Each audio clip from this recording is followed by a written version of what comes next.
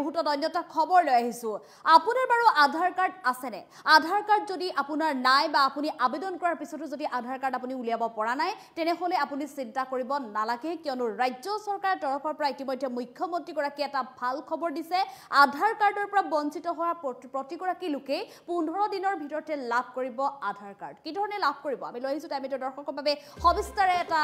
ডাঙৰ খবৰ আধাৰ কাৰ্ডক লৈ মুখ্যমন্ত্ৰী ডাঙৰ ঘোষণা যিসকল লোকে আধাৰ কাৰ্ডৰ বাবে আবেদন কৰিছিল ফৰ্ম ফিল আপ কৰিছিল সকলো কৰাৰ পিছতো যদি আধাৰ কাৰ্ড লাভ কৰা নাই এতিয়া চিন্তা কৰিব নালাগে বন্ধ হৈ থকা আধাৰ কাৰ্ডৰ এতিয়া বাধা আঁতৰিলে এতিয়া আৰু আধাৰ কাৰ্ডক লৈ কোনো ধৰণৰ সমস্যা নাই বাধা আঁতৰাই কেন্দ্ৰই জাৰি কৰিলে নিৰ্দেশনা কেন্দ্ৰই এতিয়া নতুন নিৰ্দেশনা জাৰি কৰিছে আধাৰ কাৰ্ডক লৈ শীঘ্ৰেই সকলোৱে লাভ কৰিব আধাৰ কাৰ্ড যিসকলৰ আধাৰ কাৰ্ড নাই তেওঁলোকে এতিয়া আধাৰ কাৰ্ড লাভ কৰিবলৈ সক্ষম হ'ব 9,35,642 জনৰ নাই আধাৰ কাৰ্ড অসমৰ 9 লাখৰো অধিক লোকৰ আধাৰ কাৰ্ড নাই 2019 চনৰ পৰা বন্ধ হৈ আছিল আধাৰ কাৰ্ডসমূহ তেওঁলোকৰ আধাৰ কাৰ্ডসমূহ কিবা বিসংগতিৰ বাবে বন্ধ হৈ আছিল আৰু এনআৰচিৰ বায়োমেট্ৰিক দিয়াৰ সময়ৰ পৰা বন্ধ হৈ আছিল আধাৰ কাৰ্ডসমূহ যেতিয়াৰ পৰা এনআৰচিৰ বায়োমেট্ৰিক দিছিল তেতিয়াৰ পৰা বন্ধ হৈ আছিল কিছু বিসংগতি ধৰা পৰিছিল তাৰ বাবে আধাৰ এনআৰচিৰ প্ৰত্যক্ষ সম্পৰ্ক নাই ইতিমধ্যে মুখ্যমন্ত্ৰীগৰাকীয়ে এই কথা উল্লেখ কৰিছিল যে ভাৰত চৰকাৰে UIDAI দিছে আধাৰ প্ৰদানৰ নিৰ্দেশ ইতিমধ্যে কেন্দ্ৰৰ পৰা নিৰ্দেশ দিছে আধাৰ কেন্দ্ৰসমূহক আধাৰ কাৰ্ডক লৈ এতিয়া মুখ্যমন্ত্ৰীৰ ডাঙৰ ঘোষণা মুখ্যমন্ত্ৰী ডক্টৰ হিমন্ত বিশ্ব শৰ্মাই এটা বৃহৎ ঘোষণা কৰিছে আধাৰ কাৰ্ডক লৈ যথেষ্ট লোকৰ সমস্যাৰ সৃষ্টি হৈছিল আধাৰ কাৰ্ডক লৈ এতিয়া যেটো আধাৰ কাৰ্ডটো আটাইতকৈ বাধ্যতামূলক নথি সন্তানৰ বিদ্যালয়ত নাম লগোৱাই হোক বা চাকৰি এটাৰ কাৰণেই হোক বা অন্যান্য কৰবাত ফুৰিবলৈ যাবলৈ হোক বা কৰবাত নিশাটো কটাবলৈ হোক চিকিৎসালয়ত ভৰ্তি কৰাবলৈকে হোক বা বিভিন্ন কামত যেহেতু আধাৰ কাৰ্ডটো আমাক খুবেই প্ৰয়োজন আধাৰ কাৰ্ডটোত আমাৰ সম্পূৰ্ণ ঠিকনা বয়স সকলো তথ্য যেহেতু সন্নিবিষ্ট থাকে গতিকে আধাৰ কাৰ্ডটো প্ৰয়োজনীয় নথি আটাইতকৈ বাধ্যতামূলক নথি বৰ্তমান সময় কিন্তু এনে সময়তে ৰাজ্যখনৰ 9 লাখৰো অধিক লোকৰ আধাৰ কাৰ্ড নাই আধাৰ কাৰ্ডৰ পৰা তেওঁলোক বঞ্চিত হৈছিল বাৰে বাৰে তেওঁলোকে আবেদন কৰিছিল কিন্তু তাৰ পিছতো তেওঁলোকে লাভ কৰিবলৈ সক্ষম হোৱা নাছিল ইয়াৰ মূলতে হৈছে এনআৰচিৰ সময়ত যে বায়োমেট্ৰিক দিয়া হৈছিল সেই বায়োমেট্ৰিকৰ সময়ত কিছু বিসংগতি আহি পৰিছিল আৰু তাৰ বাবে তেওঁলোকক আধাৰ প্ৰদান কৰিব পৰা নাছিল কিন্তু এতিয়া কেন্দ্ৰৰ পৰা স্পষ্টভাৱে নিৰ্দেশ দিয়া হৈছে UIDAI যে আধাৰ সৈতে এনআৰচিৰ কোনো সম্পৰ্ক নাই গতিকে যিসকলৰ পৰিচয় প্ৰমাণপত্ৰ লাগে বয়সৰ প্ৰমাণপত্ৰ লাগে তেওঁলোকক আধাৰ কাৰ্ড হিচাপে দিব পাৰিব এতিয়া UIDAI তৰফৰ পৰা অৰ্থাৎ যিসমূহ বাধা আহি পৰিছিলে বায়োমেট্ৰিকৰ সময়ত যিসমূহ বাধা আহি পৰিছিলে সেই বাধা এতিয়া দূৰ হ'ল ৰাজ্য চৰকাৰ মুখ্যমন্ত্ৰীগৰাকীয়ে ডাঙৰ খবৰ দিছে আৰু মাত্ৰ 15 দিনৰ পিছতে এই 9,35,642 জন লোকে শীঘ্ৰে লাভ কৰিব আধাৰ কাৰ্ড তেওঁলোকৰ আধাৰ কাৰ্ড সম্পৰ্কীয় যিসমূহ সমস্যা আছিলে সেই সকলো সমস্যা দূৰ হ'ব 2019 চনৰ পৰা বন্ধ হৈ থকা আধাৰ কাৰ্ডসমূহ এতিয়া তেওঁলোকে লাভ কৰিবলৈ সক্ষম হ'ব আৰু এই সন্দৰ্ভত মুখ্যমন্ত্ৰী ডক্টৰ হিমন্ত বিশ্ব শৰ্মাই কি মন্তব্য কৰিছিল আমাৰ হাতত কি মন্তব্য আছে মন্তব্য আগবঢ়াব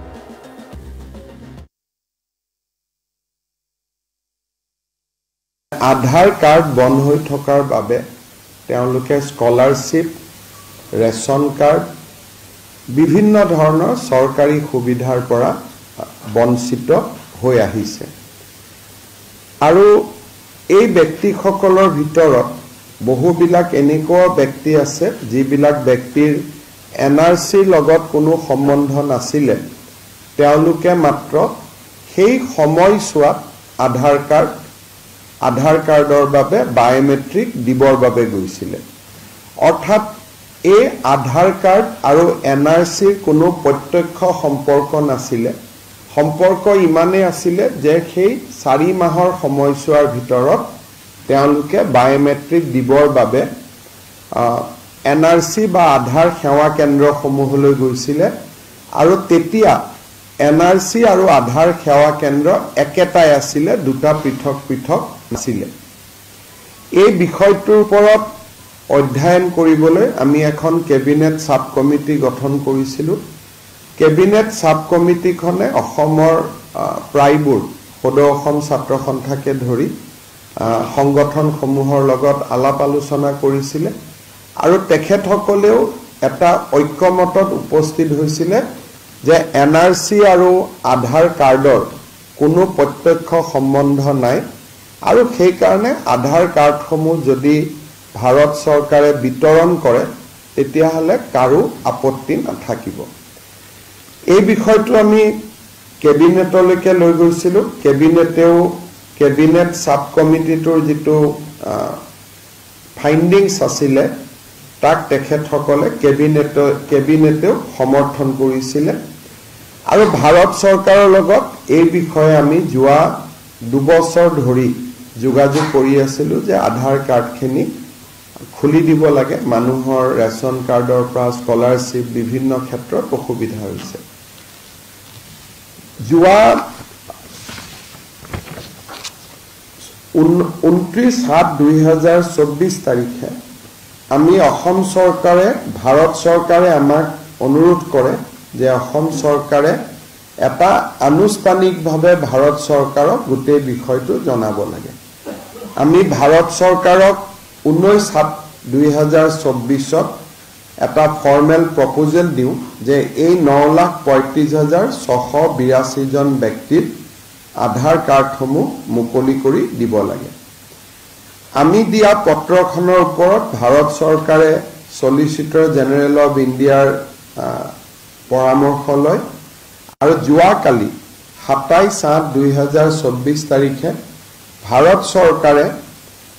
UDI যি আমাৰ আধাৰ কাৰ্ডৰ যিটো অথৰিটি, ইউনিক আইডেণ্টিটি যিটো অথৰিটি আছে, তেওঁলোকক নিৰ্দেশ দিছে যে অসমৰ বন্ধ হৈ থকা আধাৰ কাৰ্ডসমূহ মুকলি কৰি দিব লাগে আৰু যাৰ আধাৰ কাৰ্ডৰ যোন যোগ্য ব্যক্তি যাৰ পৰা আমি বায়োমেট্ৰিক্স এই সময়ত লৈছিলোঁ, এই 9,35,682 গৰাকী ব্যক্তিক আধাৰ কাৰ্ডসমূহ উভতাই দিব লাগে আৰু তেওঁলোকক আধাৰ কাৰ্ড লোৱাত যি বাধা আছিল সেই বাধা ভাৰত চৰকাৰে আনুষ্ঠানিকভাৱে প্ৰত্যাহাৰ কৰিছে। ইয়াৰ ফলত এতিয়া অসমত এই এটা বহুদিনৰ যিটো এটা ইস্যু পুঞ্জীভূত হৈ আছিলে 9,35,682 গৰাকী ব্যক্তিৰ তেওঁলোকৰ আধাৰ কাৰ্ড পোৱা পথ প্ৰশস্ত হ'ল আৰু মই ভাবোঁ যে অহা 15 দিন এমাহৰ পৰা ভিতৰৰ পৰা তেওঁলোকে নিজৰ আধাৰ কেন্দ্ৰত গৈ আধাৰসমূহ সংগ্ৰহ কৰিব পাৰিব য'ত য'ত তেওঁলোকে বায়োমেট্ৰিক্স দিছিলে, বা UDI কৰ্তৃপক্ষই বেলেগ ব্যৱস্থাও কৰিব পাৰে যে তেওঁলোকে ক'ত গৈ আধাৰ কাৰ্ডখিনি সংগ্ৰহ কৰি লাগিব। কিন্তু ভাৰত চৰকাৰে ইতিমধ্যে যিহেতু আগৰ যিটো নিষেধাজ্ঞা সেইটো তেওঁলোকে প্ৰত্যাহাৰ কৰিছে আৰু এতিয়া আধাৰ কাৰ্ড পোৱাৰ পথ সকলোৰে প্ৰশস্ত হ'ল। এটা বহুদিনীয়া এটা যিটো ইস্যু আছিলে সেইটো আনুষ্ঠানিকভাৱে ৰিজল্ভ হ'ল বুলি মই আশা কৰিছোঁ।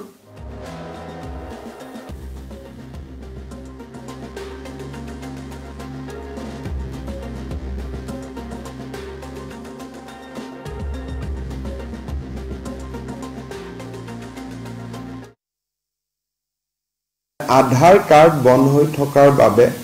তেওঁলোকে স্কলাৰশ্বিপ, ৰেচন কাৰ্ড, বিভিন্ন ধৰণৰ চৰকাৰী সুবিধাৰ পৰা বঞ্চিত হৈ আহিছে আৰু এই ব্যক্তিসকলৰ ভিতৰত বহুবিলাক এনেকুৱা ব্যক্তি আছে যিবিলাক ব্যক্তিৰ NRCৰ লগত কোনো সম্বন্ধ নাছিলে, তেওঁলোকে মাত্ৰ সেই সময়ছোৱাত আধাৰ কাৰ্ডৰ বাবে বায়োমেট্ৰিক দিবৰ বাবে গৈছিলে। অৰ্থাৎ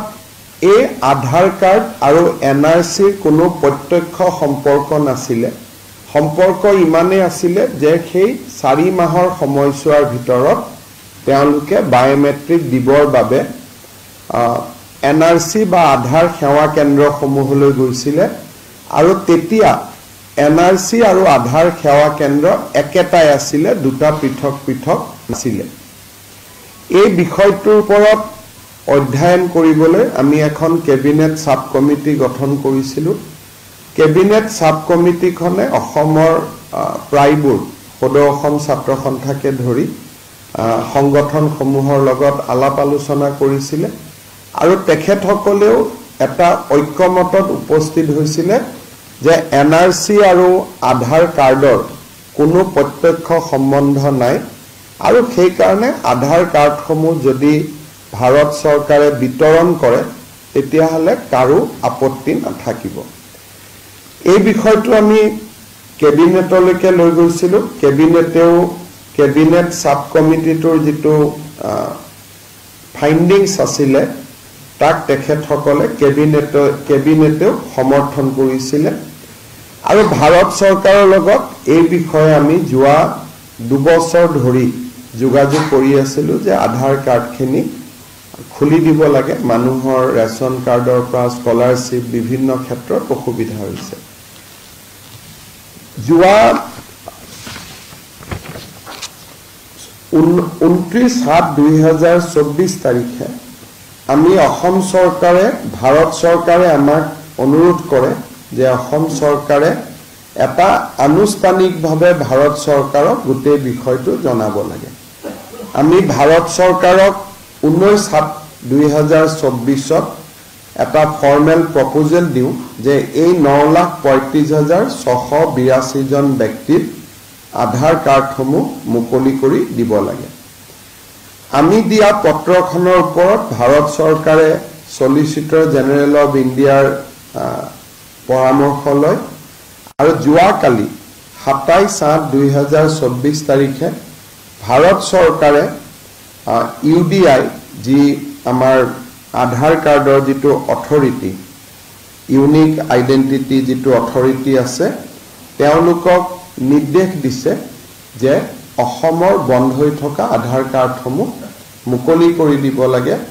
আৰু যাৰ আধাৰ কাৰ্ডৰ যোন যোগ্য ব্যক্তি যাৰ পৰা আমি বায়োমেট্ৰিক্স এই সময়ত লৈছিলোঁ, এই 9,35,682 গৰাকী ব্যক্তিক আধাৰ কাৰ্ডসমূহ উভতাই দিব লাগে আৰু তেওঁলোকক আধাৰ কাৰ্ড লোৱাত যি বাধা আছিল সেই বাধা ভাৰত চৰকাৰে আনুষ্ঠানিকভাৱে প্ৰত্যাহাৰ কৰিছে। ইয়াৰ ফলত এতিয়া অসমত এই এটা বহুদিনৰ যিটো এটা ইছ্যু পুঞ্জীভূত হৈ আছিলে 9,35,682 গৰাকী ব্যক্তিৰ তেওঁলোকৰ আধাৰ কাৰ্ড পোৱা পথ প্ৰশস্ত হ'ল আৰু মই ভাবোঁ যে অহা 15 দিন এমাহৰ পৰা ভিতৰৰ পৰা তেওঁলোকে নিজৰ আধাৰ কেন্দ্ৰত গৈ আধাৰসমূহ সংগ্ৰহ কৰিব পাৰিব য'ত তেওঁলোকে বায়োমেট্ৰিক্স দিছিলে, বা UDI কৰ্তৃপক্ষই বেলেগ ব্যৱস্থাও কৰিব পাৰে যে তেওঁলোকে ক'ত গৈ আধাৰ কাৰ্ডখিনি সংগ্ৰহ কৰি লাগিব। কিন্তু ভাৰত চৰকাৰে ইতিমধ্যে যিহেতু আগৰ যিটো নিষেধাজ্ঞা